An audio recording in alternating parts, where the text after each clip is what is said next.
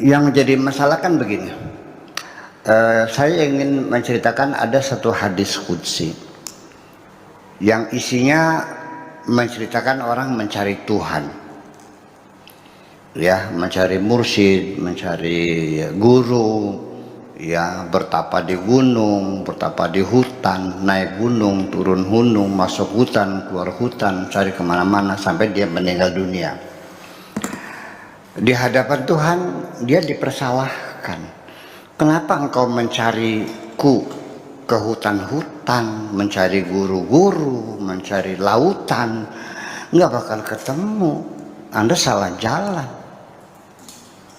Lalu dalam hadis qudsi dikatakan, andaikan engkau di dunia itu menyambangi tetanggamu yang sedang merintih kesakitan, kau bantu dia dengan obat-obatan, sejak dulu engkau sudah bisa bertemu dengan aku.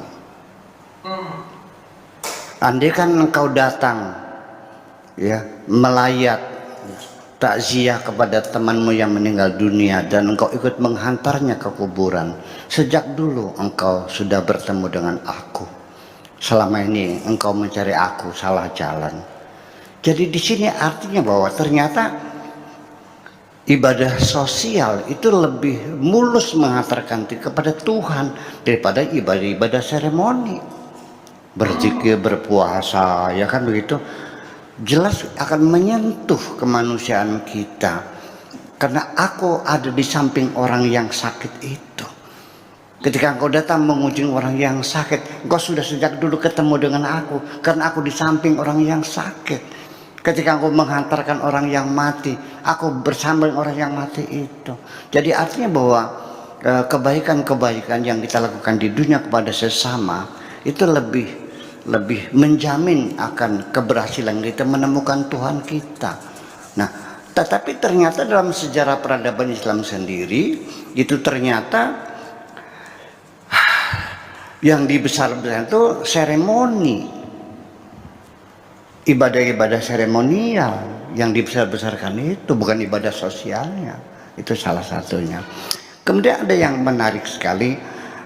Tadi tidak salah dan betul 100% bahwa dengan kita introspeksi ke dalam diri kita sendiri, dari mana asal muasal kita, kemudian kita sedang apa, harus apa yang kita kerjakan, lalu kita mau kemana.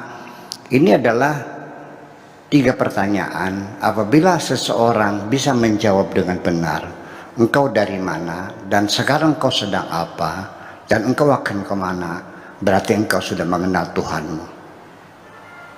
Sama juga. Ya, artinya bahwa kalau kita tahu dari mana, sedang apa, mau kemana bisa terjauh, berarti selesai, kamu udah tahu. Ini kan yang terjadi kan ada orang lewat, mau kemana mas? Nggak tahu. Lu sedang apa? Nggak tahu. Lu mau kemana? Nggak tahu. Orang gila namanya. Nah, lalu peristiwa sadar diri semacam itu saya ceritakan dalam satu peristiwa. Seseorang ketabrak mobil, dia pedagang warung kecil lah yang mau belanja.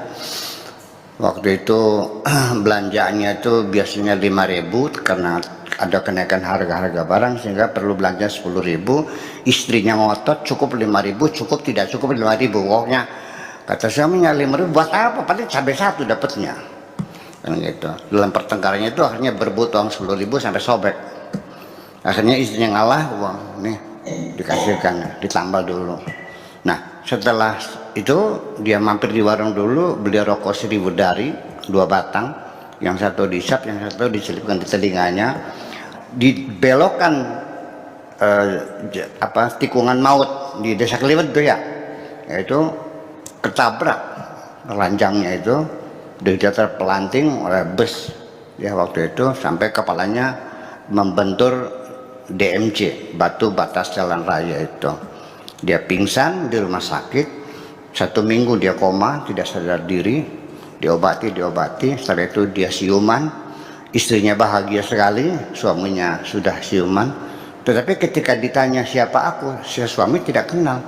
Kamu siapa? Nggak kenal. Tapi dia sudah bisa makan, sudah bisa minum, sudah bisa cebok, sudah bisa berak sendiri. Akhirnya diobati lagi sampai karena neuro receiver terputus. Neuro receiver terputus yang diusahakan di bedah salap lagi nyambung, akhirnya dia siuman kembali. Akhirnya dia mengaku bahwa, oh kamu istri saya. Iya, alhamdulillah. Kayak apa bahagia seorang istri, suaminya tersadar dari pingsan selama 15 hari itu, kenal dirinya. Tapi ketika ditanya ini di mana, nggak tahu. Dikasih ini rumah sakit. Apa sebabnya dari sini? Dia ingat juga. Diceritakan belum ingat juga. Diobati lagi, disempurnakan lagi. Sampai akhirnya dia bisa bercerita bahwa dia itu ingat bertengkar, berebut uang, beli rokok, gudang Sriwedari. Setelah itu dia nanya lagi, dikasih tahu, nah kamu ketabrak mobil. Oh gitu, ya. Alhamdulillah. Berarti sudah sadar belum tuh? Sadar, istrinya sudah senang, alhamdulillah.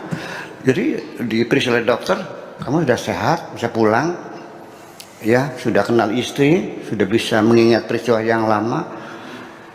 Lalu akhirnya kata dokter, ya udah boleh pulang, semua biaya sudah ditanggung oleh perusahaan. Dan ini pulang silakan diantar dengan dengan ambulan. Begitu disuruh pulang oleh dokter, ini orang nggak mau pulang, mau di sini aja. Kenapa mau di sini aja? Enak di sini mah, ranjangnya putih, spraynya putih, lantainya putih, pintunya putih, jendelanya putih, pelayannya putih semua. Enak di sini, nggak mau pulang. Sudah sadar belum? Belum sadar kan? Berarti orang kalau belum rindu ingin pulang, berarti belum sadar. Saya mau nanya, Anda rindu mau pulang nggak? Kalau begitu Anda belum sadar. Nah itulah, jadi kedalaman daripada kerinduan kita ingin pulang itu juga menjadi satu standar. Oh dia sudah tersadar diri, hasil dari introspeksi yang sangat panjang tadi. Di penghujungnya kita merindukan kapan pulang. Kalau kita masih betah dalam dunia tidak mau pulang, berarti kita masih belum sempurna kesadaran kita. Saya kira seperti itu. Jadi dari mana, sedang apa, dan ketika mau kemana, di ujungnya kita akan pulang kepada Tuhan kita. Itulah terima kasih. Jadi tidak ada beda dengan apa yang dikatakan oleh Ibu Sri Utami tadi. Terima kasih.